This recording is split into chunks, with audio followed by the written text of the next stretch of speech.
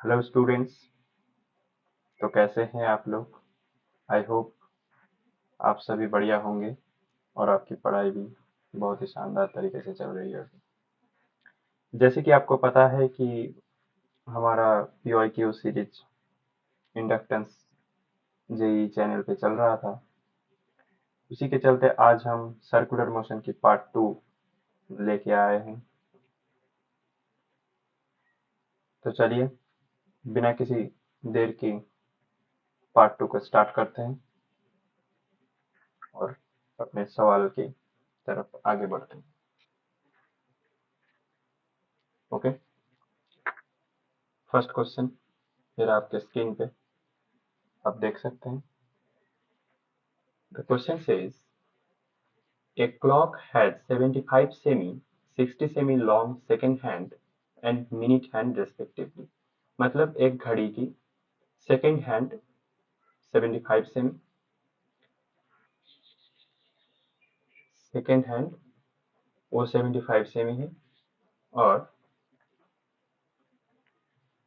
Minute hand वो 60 semi इन 30 minute duration, मतलब 30 मिनट के अंदर। The tip of second hand will travel x distance. मतलब सेकेंड हैंड का जो टिप पॉइंट है, एक्सट्रीम पॉइंट है, वो x distance more than the tip of minute hand. मतलब मिनट हैंड्स की टिप से सेकेंड हैंड का टिप एक्स डिस्टेंस ज्यादा कवर किया। The value of x in metre is nearly. हमसे वैल्यू ऑफ एक्स पूछा है। तो यहाँ पे पहले हम एक क्लॉक बना लेते हैं।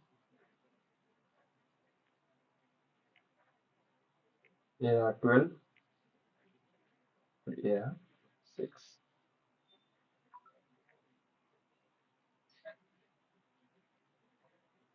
अभी आपको एक मिनट के लिए ये जो सेकंड का हैंड होगा उसे एक पूरा सर्कल कवर करना पड़ेगा। मतलब इसका सरकमफेरेंस कवर करना पड़ेगा। सरकमफेरेंस जो कि होता है 2 पाई आर के बराबर। और यहाँ पे कितने मिनट के लिए बोला है? 30 मिनट के लिए। मतलब 30 बार ये चक्कर काटेगा इंटू 30।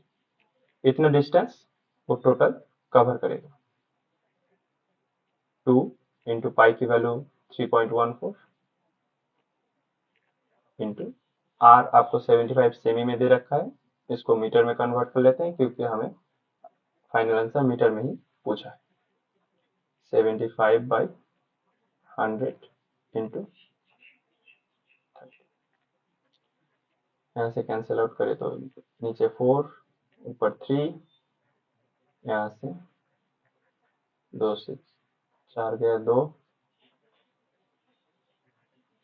मतलब 31.4 इंटू 9/2।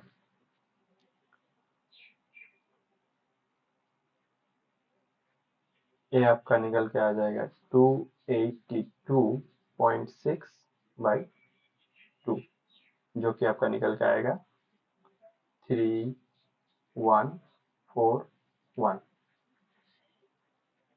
इतना डिस्टेंस किसने ट्रेवल किया? सेकेंड की हैंड की टिप ने। ये रहा फॉर शेक हैंड।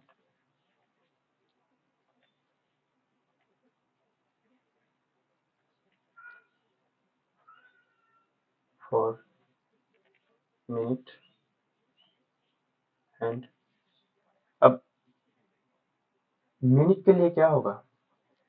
मिनट के लिए होगा कि यहाँ से ये 12 और ये 6, तो 30 मिनट के ड्यूरेशन पे मिनट का हैंड 12 से 6 के पास आएगा। यहाँ से चल के यहाँ तक आएगा। मतलब ये आधा सरकमफेरेंस कवर किया। तो इसके लिए टोटल कवर डिस्टेंस हो जाएगा, सरकमफेरेंस होता है 2 पाई आर, मतलब उसका हाफ पाई आर होगा। 3.14 इंटू 60/100, यहाँ से 10, ये आपका निकल के आ गया 1.884। यही, हाँ यही आएगा। मतलब सेकंड का हैंड इतना ट्रैवल किया, मिनट का हैंड इतना ट्रैवल किया। आपसे पूछा है सेकंड का हैंड मिनट के हैंड से एक्स डिस्टेंस ज्यादा ट्रैवल किया, तो एक्स की वैल्यू बताइए। तो आप यहाँ से क्लियरली एक्स की वैल्यू बता सकते हैं। देन द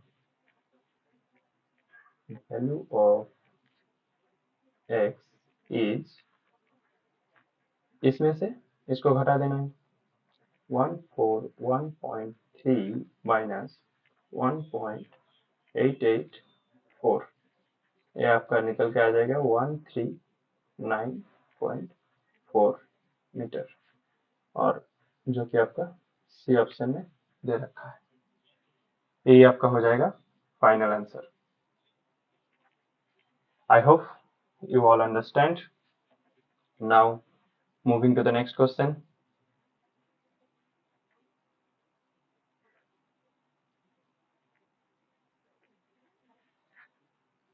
नेक्स्ट क्वेश्चन ये आपके स्क्रीन पे आप देख सकते हैं। Question says a car of 800 kg is taking a turn on a banked road of radius 300 meter and angle of banking 30 degree. If the coefficient of static friction is 0.2, then the maximum speed with which car can negotiate the turn safely. मतलब यहाँ पे एक turn है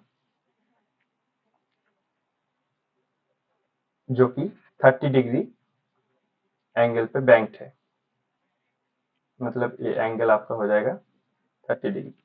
और यहाँ से एक car को हम सपोज कर लेते हैं, कार आया, इसका रेडियस आपको दे रखा है 300 मीटर और बैंकिंग एंगल दे रखा है, कार का वेट वो भी आपको दे रखा है 800। तो इस डायग्राम को हम थोड़ा सिंपल कर लेते हैं।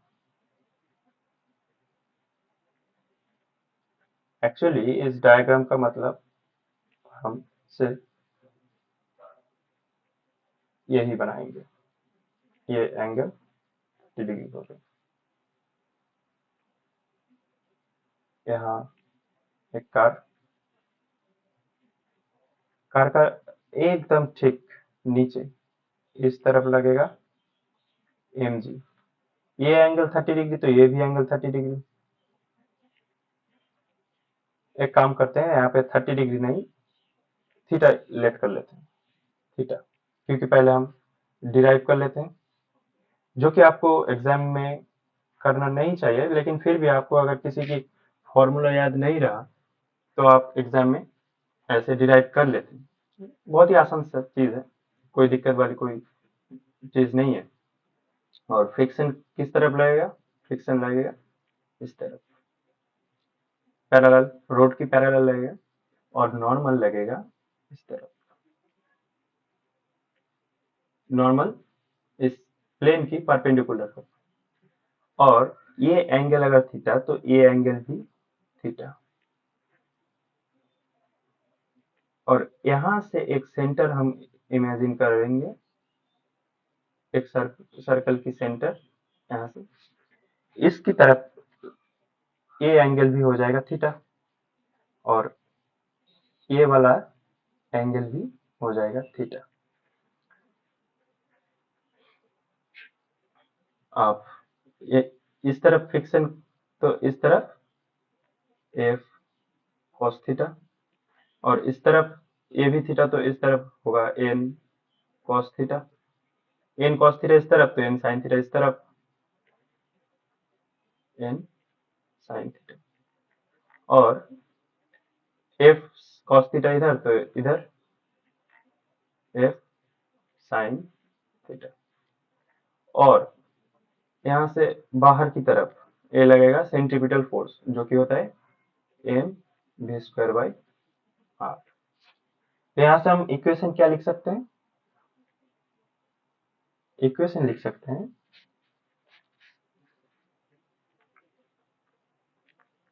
n sin theta plus f cos theta equal to mv²/r।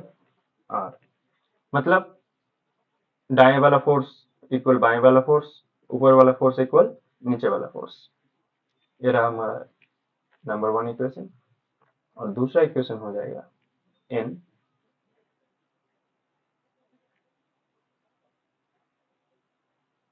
cos theta equal f sin theta plus mg। ये आपका हो गया सेकेंड इक्वेशन।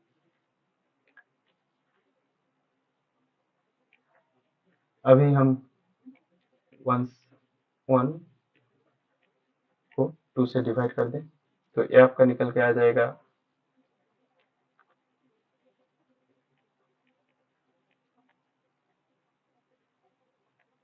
एक काम करते हैं, f sin थीटा को इधर ले लेते हैं तो इधर माइनस हो जाएगा और इधर इक्वल कर देते हैं, क्योंकि हमें डिवाइड करने में आसानी रहेगी। n sin theta plus f का मतलब क्या है? Mu n friction, mu n cos theta equal to m v²। r नीचे आएगा, यहाँ पे m g r आएगा और इस तरफ नीचे आएगा n cos theta minus f मतलब म्यू n sin थीटा। यहाँ से हम लिख सकते हैं sin theta plus mu cos theta by cos theta minus mu sin theta equal to v²/r g। यहाँ से क्या लिख सकते हैं? अगर ये पूरा ऊपर नीच इसको cos थीटा से डिवाइड करें तो sin theta by cos theta ये आ जाएगा tan theta plus mu cos theta by cos theta मतलब ये आ जाएगा mu by cos theta by cos theta ये आ जाएगा 1 minus mu sin theta by cos theta मतलब म्यू tan थीटा। ये आ गया v²/r g। अब आर जी ये इधर भेज दो इसे, तो इधर भेजने के लिए v² बराबर रहेगा R G tan theta plus mu by 1 minus mu tan theta. यहाँ से v निकल के आएगा R G tan theta plus mu by 1 minus mu tan theta. मतलब मैक्सिमम स्पीड ये होनी चाहिए फ्रिक्शन वाली रोड पे। तो नेक्स्ट स्लाइड पे चलते हैं। मास कितना हमें दे रखा है? मास दे रखा है 800 kg। म्यू की वैल्यू वो दे रखा है 0.2। जी जी के बारे में कुछ बोला है? हाँ, जी 10 और √3 की वैल्यू 1.73 देंगे। जी की वैल्यू आपको 10 लेने को बोला है और √3 का वैल्यू आपको बोल दिया 1.73 लेना पड़ेगा और रेडियस आर 300 मीटर। और थीटा 30 डिग्री। इतनी इंफॉर्मेशन हमको दे दी है। तो V निकल के आया था RG tan theta plus mu by 1 minus mu tan theta. अगर यहाँ से हम पूरे वैल्यू को पुट करें तो ये आपका आ जाएगा 300 इंटू 10 tan 30 का वैल्यू क्या होता है 1/√3 प्लस म्यू जो कि है 0.2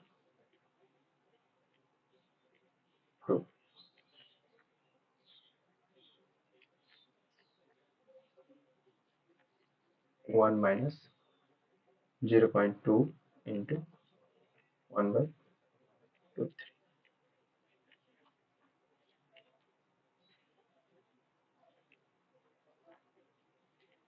3000 यहाँ 1/1.73 प्लस 2/10 by 1 minus 2/10 into 1/1.73।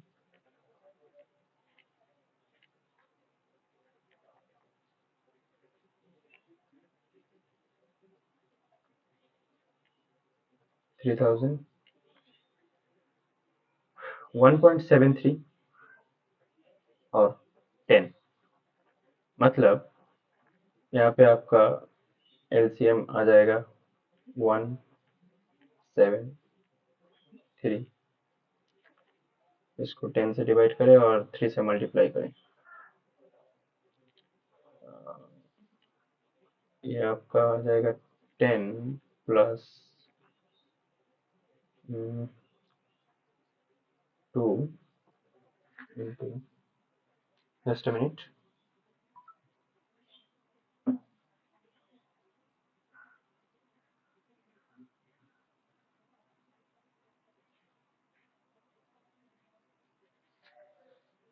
3.46।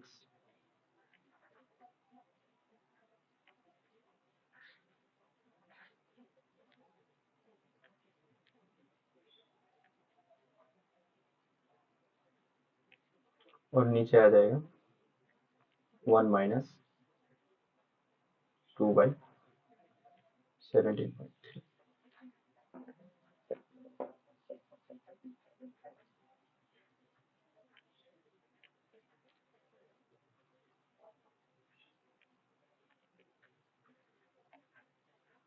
इसको फर्दर कैलकुलेशन करें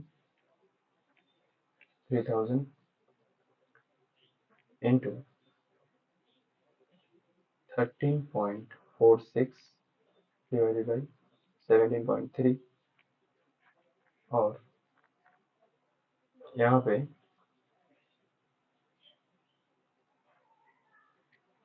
तो हो जाएगा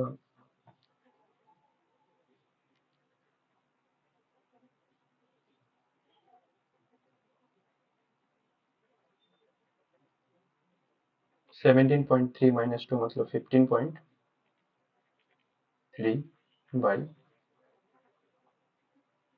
17.3।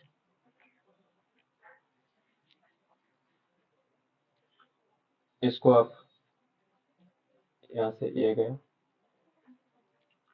इसको आप टोटल कैलकुलेट करें तो ये निकल के आएगा 51.4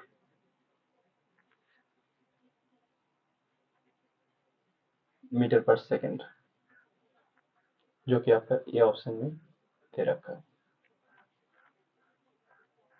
ठीक है, मीटर पर सेकंड। इसको आप फर्दर कैलकुलेट कीजिएगा। अब मैं फाइनल आंसर बता दिया और प्रोसेस भी बता दिया, कैलकुलेट आप खुद से भी कर सकते हैं, कीजिएगा। ये 51.4 निकल के आएगा। Now moving to the next question. Next question ये आपके स्क्रीन पे। The question says, a man carrying a monkey on his shoulder does cycling smoothly on circular track of radius 9 meter. and complete 120 resolution in 3 minutes. The magnitude of centripetal acceleration of monkey.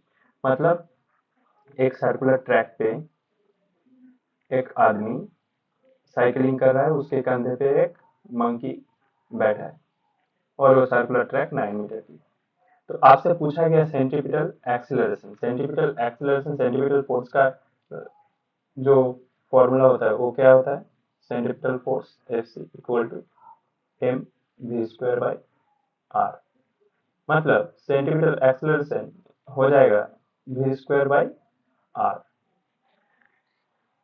यहाँ पे थोड़ा गौर कीजिएगा, are हमको 9 metre दे रखा है और we हमको निकालना है, तभी हम सेंट्रीपिटल एक्सीलरेशन को निकाल पाएंगे। एक और बात हमको दे रखा है कि 120 रेजोल्यूशन 3 मिनट्स में कंप्लीट करता है। मतलब ये 180 सेकेंड में 120 चक्कर लगाता है। तो 180 सेकेंड में अगर 120 चक्कर लगाएगा तो कितना डिस्टेंस ट्रैवल करेगा? इसके लिए हम इस सर्कल का सरकमफेरेंस निकालना पड़ेगा। तो पहले हम सरकमफेरेंस निकालते हैं। सरकमफेरेंस हो जाएगा 2 पाई आर। यहाँ से आर की वैल्यू 9 पुट कर दे तो ये आ जाएगा 18 पाई। अभी एक बार अगर चक्कर काटा तो इतना डिस्टेंस ट्रैवल करेगा। 120 बार चक्कर काटने में इसको 120 से मल्टीप्लाई करना पड़ेगा। इतना चक्कर टोटल 120 बार चक्कर काटने में इतना डिस्टेंस टोटल ट्रैवल किया। तो अभी 180 सेकंड में किया, तो इसके लिए वेलोसिटी हमको मीटर पर सेकंड में निकालना होगा। तो हम इसको कर देंगे, वेलोसिटी इक्वल टू कर देंगे total distance travel 18 pi into 120 divided by 180। यहाँ से 10, यहाँ से 12, मतलब वेलोसिटी v निकल के आ गया 12 पाई। अभी हमको सेंट्रीपिटल एक्सीलरेशन के लिए सभी वैल्यू हम निकाल चुके हैं। तो सेंट्रीपिटल एक्सीलरेशन हमारा हो जाएगा 12 पाई इसका होल स्क्वायर बाई 9। यहाँ से 144 पाई स्क्वायर बाई 9। इसको अगर कैंसिल आउट करें तो यह आ जाएगा 16।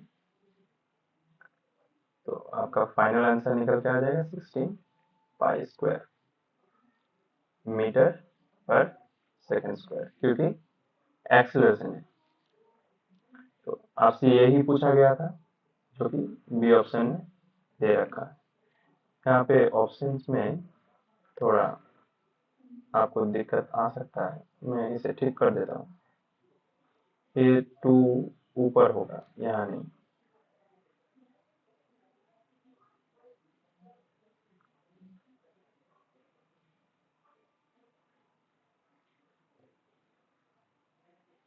ये सभी 2 ऊपर होगा पावर में।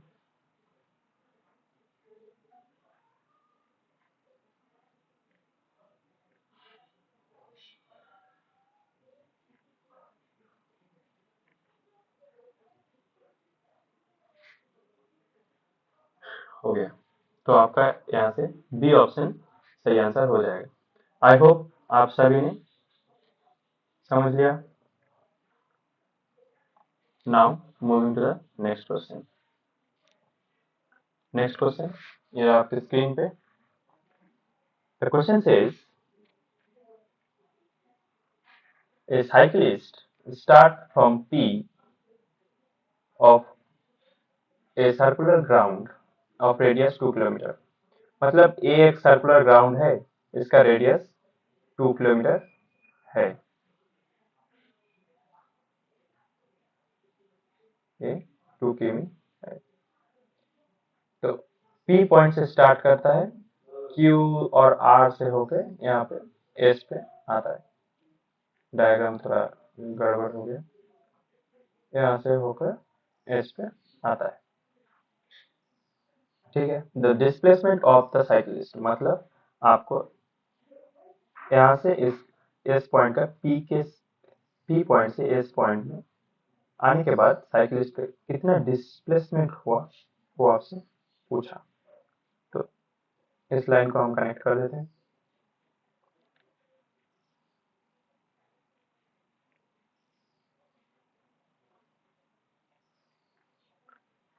OP ये 2 किलोमीटर है और OS ये भी 2 किलोमीटर है।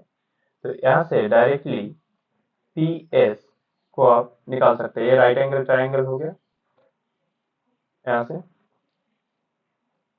PS square equal to OP square plus OS square. PS equal to under root OP square plus OS square. यहाँ से 2 स्क्वायर प्लस 2 स्क्वायर 4 प्लस 4 √8 मतलब 2√2 किमी।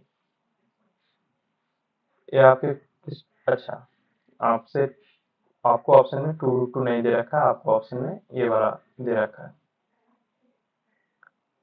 उसी को यूज कर लेते हैं। ये वाला आपको ऑप्शन में दे रखा है, ये ऑप्शन, तो इसी को हम यूज कर लेंगे। ये ऑप्शन हो जाएगा आपका correct answer. Now moving to the next question. Next question, the question says a particle moving in a circle of radius r with uniform speed takes time t to complete one revolution. If this particle is projected with the same speed at an angle and to horizontal, the maximum height attained by it is equal to 4r. The angle of projection is given by, मतलब a particle moving in a circle radius r, radius r की एक circle है, उस पे एक particle घूम रहा with uniform speed take t time to complete one revolution, मतलब इसका एक बार चक्कर काटने के लिए टाइम लगता है t। तो इसका टोटल सर्कमफेरेंस ये हो जाएगा 2πr। इतना डिस्टेंस ट्रैवल किया कितने सेकंड में, कैपिटल T सेकंड। तो इसका वेलोसिटी क्या निकल के आएगा, वेलोसिटी निकल के आ जाएगा 2πr/t। अभी इसी वेलोसिटी से कितने एंगल पे छोड़े कि ये हॉरिजॉन्टल के साथ मैक्सिमम हाइट 4r अटेन करे, तो एंगल ऑफ प्रोजेक्शन कितना होगा ये आपसे पूछा। मतलब ये हॉरिजॉन्टल है,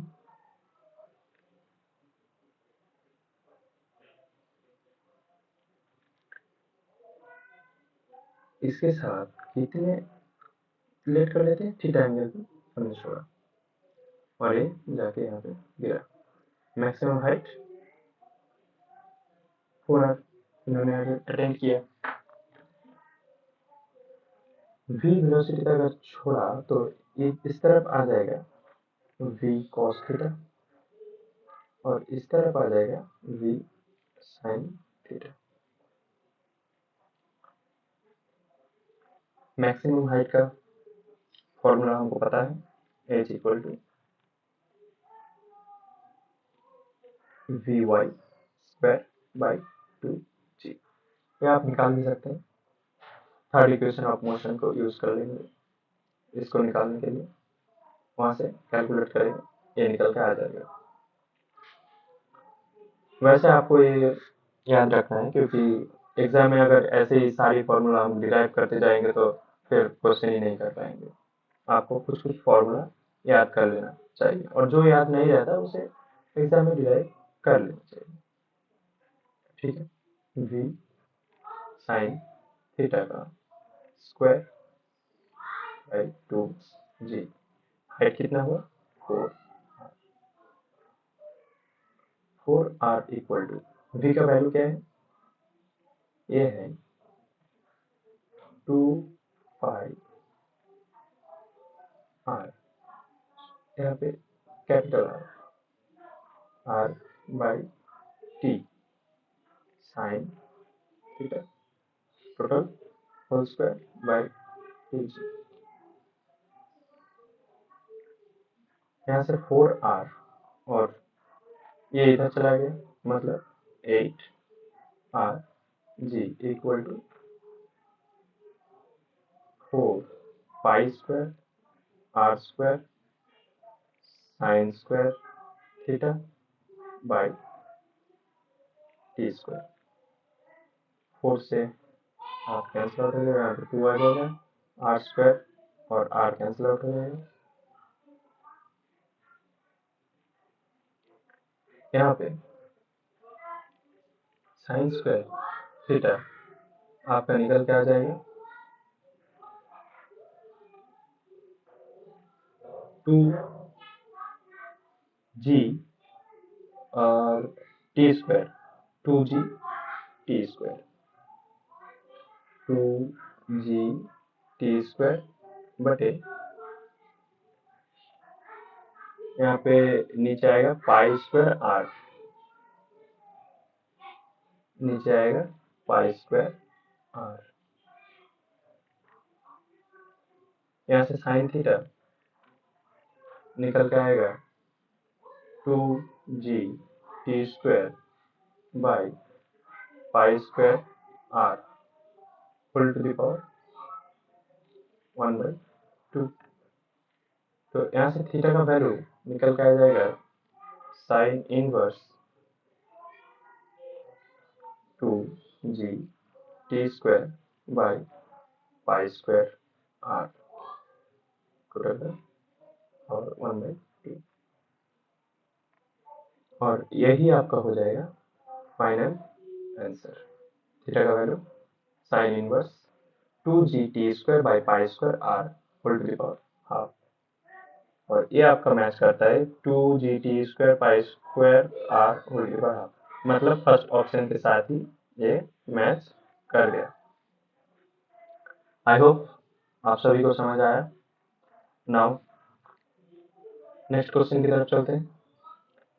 नेक्स्ट क्वेश्चन में क्या दे रखा है? A coin is placed on a disc, the coefficient of friction between the coin and the disc is mu. If the distance of the coin from the center of the disk is r, then the maximum angular velocity which can given to the disk so that the coin does not slip. मतलब एक disc है, circular disc, यहाँ पे एक coin को place कर रखा है। इसका फ्रिक्शन कोएफिशिएंट म्यू, और ये मैक्सिमम डिस्टेंस, मतलब मैक्सिमम हम जिस डिस्टेंस पर इस कॉइन को रख सकते हैं ताकि ये फिसले ना, वो है स्मॉल r। तो यहाँ से इस तरफ अगर इस बॉडी का अगर हम एफबीडी बनाए तो क्या होगा? इस तरफ लगेगा फ्रिक्शन और इस तरफ लगेगा centripetal force m v square by r। Friction equal to m v square by r, इसको इक्वल कर देते हैं। फ्रिक्शन आपको पता है mu N equal to m v square by r। ये आपका आएगा म्यू नॉर्मल, नॉर्मल मतलब mg, mg equal to m v square by r। m से m कैंसिल आउट,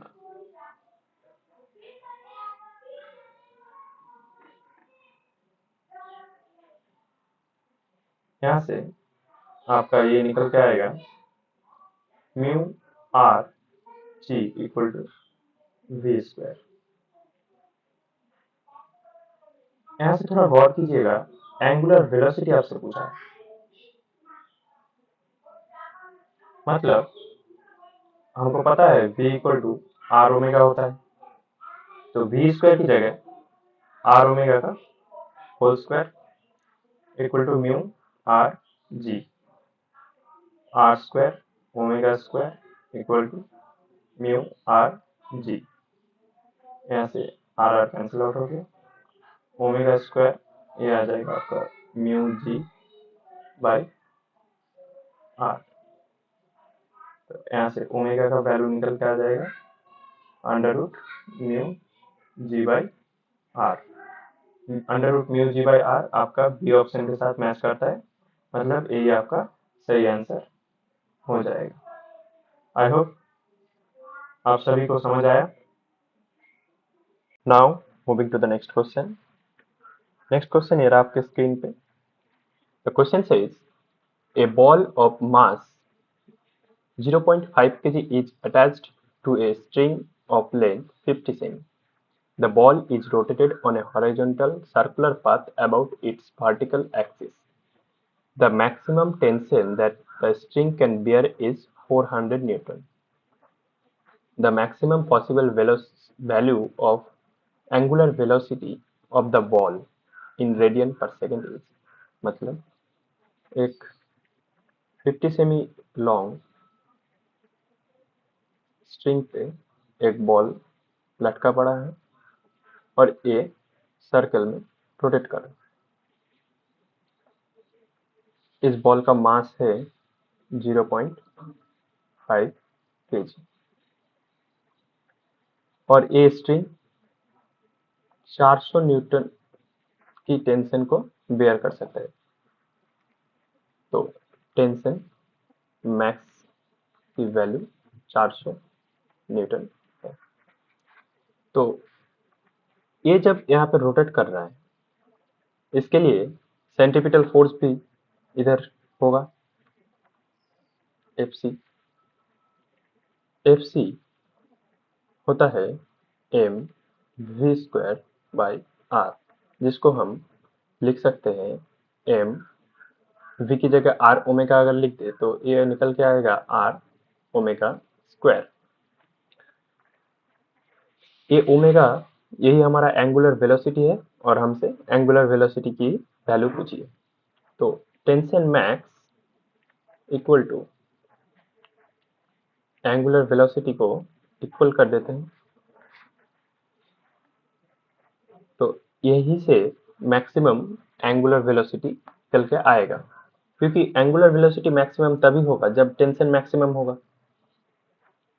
तो टेंशन मैक्स की वैल्यू है 400, एम 0.5, आर 50 सेमी मतलब 0.5 metre into omega square.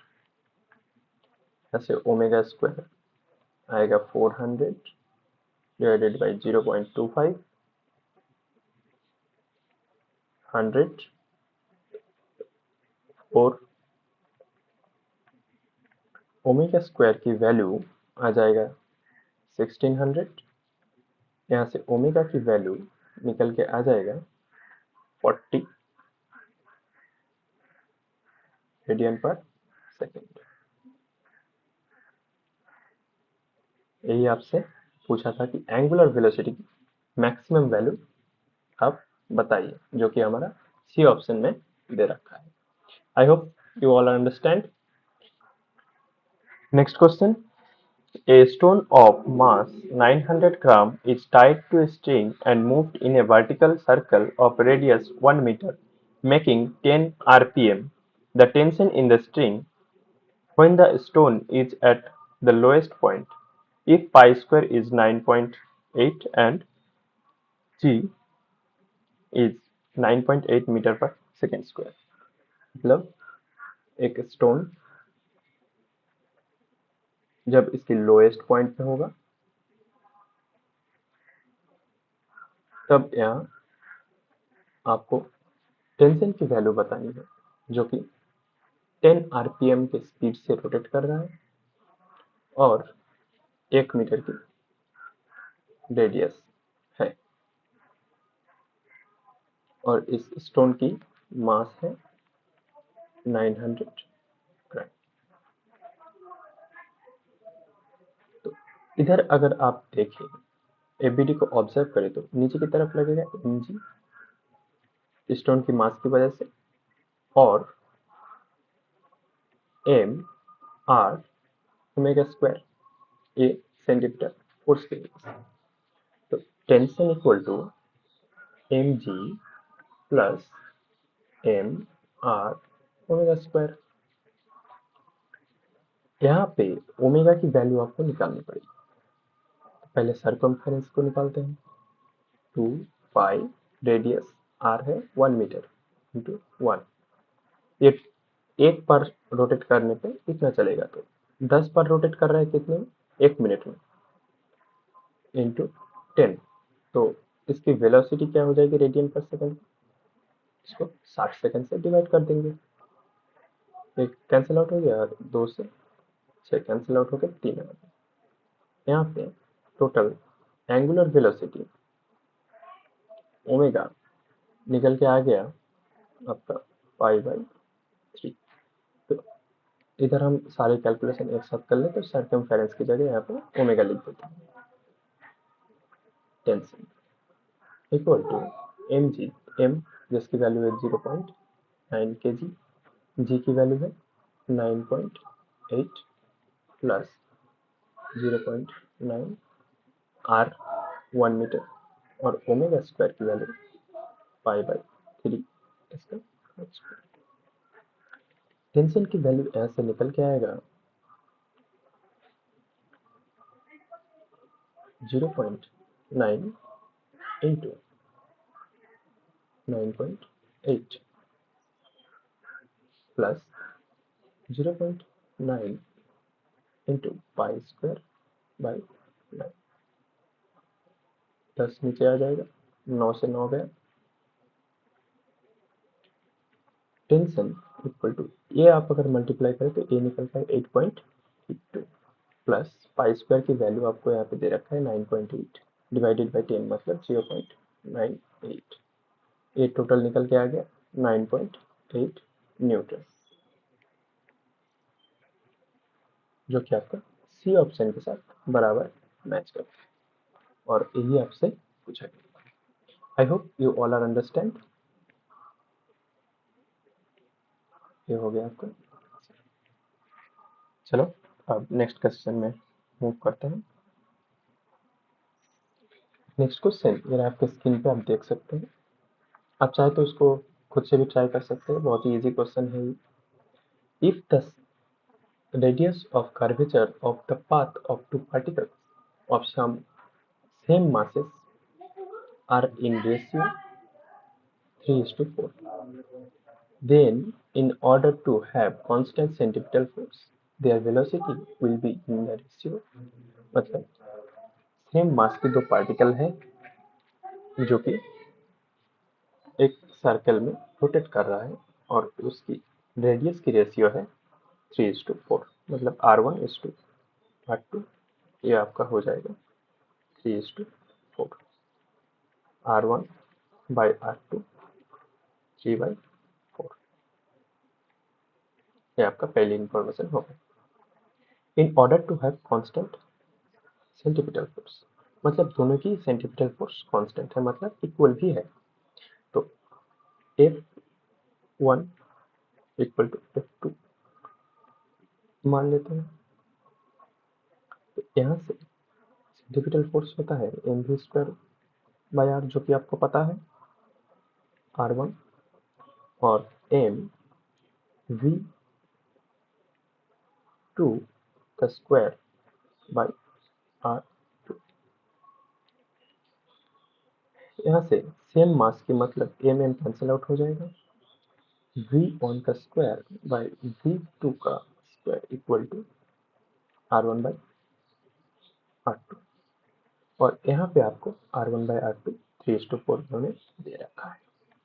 v1 by V2 square whole square equal to 3/4. V1 by V2 equal to under root 3/4। Under root 4 की जो value है वो 2 आएगा, तो मतलब यहाँ से V1 टू V2 इसका वैल्यू आ गया √3:2, जो कि आपका सी ऑप्शन के साथ मैच कर रहा है। आई होप यू ऑल अंडरस्टैंड। चलिए अब नेक्स्ट क्वेश्चन में मूव करते हैं। नेक्स्ट क्वेश्चन, ये क्वेश्चन काफ़ी अच्छा है, आप चाहे तो इसे एक बार ट्राई कर सकते हैं। होगा या ना होगा ये बात की बात है, पहले आप ट्राई कीजिएगा। वीडियो को पॉज करके आप ट्राई कीजिएगा, उसके बाद ही सॉल्यूशन देखिएगा। तो चलिए मैं बोल देता हूँ। A train is moving with a speed of 12 meters per second on rails, which are 1.5 meters apart. To negotiate a curve of radius 400 meters, the height by which the outer rail should be raised with respect to the inner rail is given g equal to आपको 10 लेने को बोल दिया है। मतलब question में ऐसा बोला है कि इस बीच का जो डिस्टेंस है 1.5 है, और ये पटरी है, रेल की पटरी है, ये इनर रेल हो गया और ये आउटर रेल। तो यहाँ पे जाहिर सी बात है, अगर कार्ब में है तो आउटर रेल को ऊपर उठाना पड़ेगा, कुछ हद तक ऊपर उठाना पड़ेगा, क्योंकि वरना फिर कार्ब लेते समय स्पीड में जब ट्रेन होगा कार लेते समय तो ट्रेन फिसल जाएगा, आउट ऑफ ट्रैक हो जाएगा, वो तो नहीं होना चाहिए। इसलिए इसको थोड़ा काफ़ी हद तक ऊपर खींचना पड़ेगा। तो यही आपसे पूछा है कि कितना हाइट तक हम ऊपर खींचे। ट्रेन की स्पीड आपको दे रखा है v इक्वल टू 12 मीटर पर सेकेंड। एक काम करें, पहले हम इसको समझ लेते हैं। आपसे याद रखिएगा, ये हाइट आपसे पूछा। इस वाले एफबीडी को मैं यहाँ पे क्लियर कर देता हूँ। एफबीडी कुछ ऐसा है, ये एंगल आपका थीटा हो गया, ये आ रहा है ट्रेन की मास नीचे की तरफ mg, इधर एक कंपोनेंट होगा जो कि होगा mg cos थीटा, उधर होगा नॉर्मल प्लेन के परपेंडिकुलर, और इधर नॉर्मल के एक कंपोनेंट n cos थीटा, क्योंकि ये अगर थीटा तो ये भी थीटा। फ्रिक्शन यहाँ पे लेने की जरूरत नहीं है, क्योंकि ट्रेन की लाइन में मतलब रेल की पटरी में फ्रिक्शन नेग्लिजिबल होता है, और अगर लेना होता तो आपको यहाँ पे क्वेश्चन में दे रखा है। ठीक है, नॉर्मल का इधर एक कंपोनेंट आएगा जो कि होगा n sin थीटा, और यहाँ से ये सर्कल होगा, और इसके बाहर की तरफ ये होगा सेंट्रीपिटल फोर्स जो कि होगा mv²/r। तो हम दाएं वाला फोर्स इक्वल टू बाएं वाला फोर्स और ऊपर वाला फोर्स इक्वल टू नीचे वाला फोर्स ये कर देते हैं। n cos theta equal to mg और n sin theta equal to mv²/r। ये हो गया दूसरा वाला इक्वेशन, तो ये हो गया पहला वाला इक्वेशन। अब हम दूसरे को पहले वाले इक्वेशन से डिवाइड कर देते हैं। इनसे इन कैंसिल आउट हो जाएगा, sine theta by cos theta, और इधर रहेगा v²/r जी, मतलब tan theta equal to v²/r G. v² आपको दे रखा है 12, मतलब v की वैल्यू आपको 12 दे रखा है, मतलब v² आ जाएगा 144, और r रेडियस आपको 400 मीटर दे रखा है, इंटू जी की वैल्यू 10 आपको बोल दिया गया है। यहाँ से अगर हम कैलकुलेट करें तो ये निकल के आता है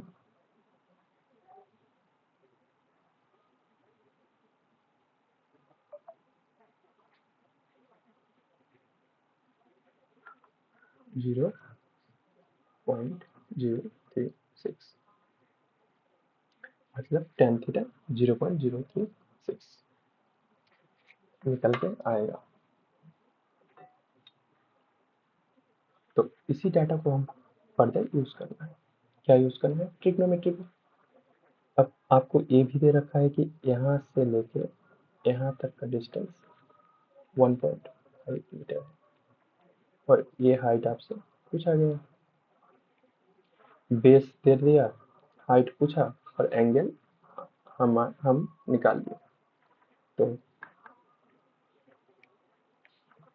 काली पिंक चेंज कर tan theta equal to height by base 1.5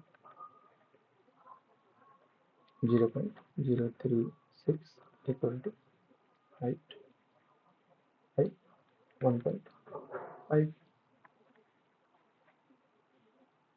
ये आपका निकल के आ जाएगा 0.054 इक्वल टू h। ये हुआ मीटर में, मतलब इस मीटर में, और ऑप्शन हमें सेमी में दे रखा है। तो हाइट को सेमी में कन्वर्ट करें तो ये आ जाएगा आपका 5.4 सेमी, जो कि आपका बी ऑप्शन के साथ बराबर मैच करता है। आई होप ये क्वेश्चन भी आपको समझ आया। काफी अच्छा क्वेश्चन था ये। Now moving to the next question. A vehicle of mass 200 kg is moving along a leveled carved road of radius 70 meter with angular velocity of 0.2 radian per second. The centripetal force acting on the vehicle is। एक vehicle है जिसका मास आपको 200 kg दे रखा है और 70 metre की radius पे ये टर्न ले रहा है, जिसकी एंगुलर वेलोसिटी मतलब ओमेगा 0.2 रेडियन पर सेकेंड है और रेडियस कितना है 70 मीटर। तो सेंटीपिटल फोर्स आपसे पूछा गया। ये तो बहुत ही आसान सवाल हो गया भाई। एम आर ओमेगा स्क्वायर ठोक दो और वैल्यू पुट करो, आराम से निकालो, बस काम खत्म। कुछ भी नहीं है इस क्वेश्चन में। 0.2 इंटू 0.2 100 कैंसिल आउट हो गया। 4 F C equal to 2 into 2 into 2 equal to 8 into 70। ये आपका 560 न्यूटन हो गया आंसर। ये नियम क्यों लगता है भाई, जो कि आपको ए ऑप्शन में दे रखा है। ये बहुत ही आसान सवाल था भाई, just put the value get the answer वाला क्वेश्चन था। चलो, ऐसे क्वेश्चन भी जेईई मेंस में आते हैं, ये बोनस सवाल होते हैं आपके लिए। अगर आपको फॉर्मूला याद है, अगर आप ठीक ढंग से पढ़ के गए हैं तो आप, जाहिर सी बात है, इस ऐसे सवाल को तो आप नहीं छोड़ेंगे। इसीलिए जेईई मेंस में एक चीज़ कॉमन होती है कि आपको सिलेबस ठीक से कवर करके जाना है और ऊपर ऊपर सभी फॉर्मूला को रिवाइज करते हुए चलना है। ये नहीं कि आज पढ़ लिया और फिर इस चैप्टर को छोड़ ही दिया, एग्ज़ाम आने के बाद पता चला एग्ज़ाम के एक हफ्ते पहले स्टार्ट किया और सब भूल गए हैं, कुछ भी याद नहीं। ऐसे नहीं चलेगा भाई, आपको डेली डेली थोड़ा थोड़ा करके रिवाइज करना पड़ेगा पुरानी चीज़ों को, और प्रैक्टिस तो बहुत ही ज़्यादा ज़रूरी है। ठीक है, नेक्स्ट क्वेश्चन देखते हैं। और ये आज की सेशन की आपके आखिरी सवाल है। ओके, ठीक, सवाल को पढ़ते हैं। ये क्वेश्चन भी आप खुद से ट्राई कीजिए, ये थोड़ा सा ट्रिकी है, कुछ ज़्यादा नहीं, चलो करने में मजा आएगा। चलिए क्वेश्चन देखते हैं, ये आखिरी सवाल। A coin is placed on a rotating table. The slip, when it is placed at a distance of 1 semi from the center, if the angular velocity of the table is half, it will just slip when placed at a distance of dash from the center. मतलब ये एक disc है, इसके 1 semi maximum distance है जब ये coin फिसले ना, और ये ओमेगा स्पीड एंगुलर वेलोसिटी के साथ रोटेट कर रहा है। जब इसकी एंगुलर वेलोसिटी को आधा कर दिया जाएगा, मतलब ओमेगा बाई 2 कर दिया जाएगा, तब इसको मैक्सिमम कितनी डिस्टेंस पे रखे ताकि ये फिसले ना। तो हम इसको एफबीडी को अगर ध्यान से देखें तो इसकी बाहर की तरफ होगा एम आर ओमेगा स्क्वायर, जो कि आपका सेंट्रीफ्यूगल फोर्स होता है। अंदर की तरफ कोई फ्रिक्शन नहीं है, मतलब अंदर की तरफ कोई भी फोर्स काम नहीं करेगा।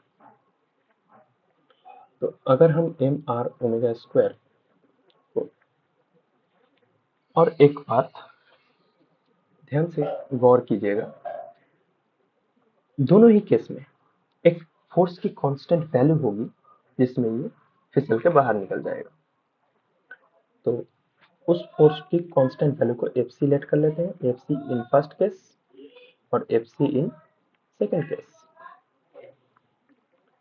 ए फर्स्ट केस में F C M R omega square, और सेकेंड केस में एफ सी हो जाएगा M R dash omega by 2 का स्क्वायर।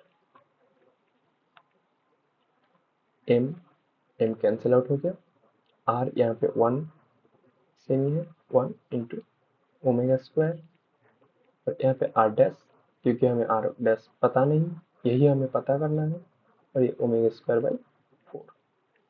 ओमेगा स्क्वायर से ओमेगा स्क्वायर कैंसिल आउट हो गया, और आर डैश की वैल्यू निकल के आ गया 4 सेमी। मतलब जब एंगुलर वेलोसिटी को आधा कर दिया जाएगा तब इसको मैक्सिमम 4 सेमी की डिस्टेंस में हम रख सकते हैं ताकि ये फिसले ना, जस्ट स्लिप के पोजीशन में आ जाए। और यही आपसे पूछा गया। आई होप आपको ये भी समझ आया, और इसी के चलते हम इस सेशन को, सर्कुलर मोशन की सेशंस को कंप्लीट करते हैं। एक लाइन आपके लिए, difficult road often leads to a beautiful destination, मतलब आप मेहनत करते रहिए, आपको थोड़ा डिफिकल्ट लगेगा पर इसकी डेस्टिनेशन बहुत ही सुंदर। तब तक के लिए चलते हैं, मुलाकात होगी अगली सेशन में। तब तक अपना पढ़ाई करते रहिए, अपना ध्यान रखिए। All the best, thank you.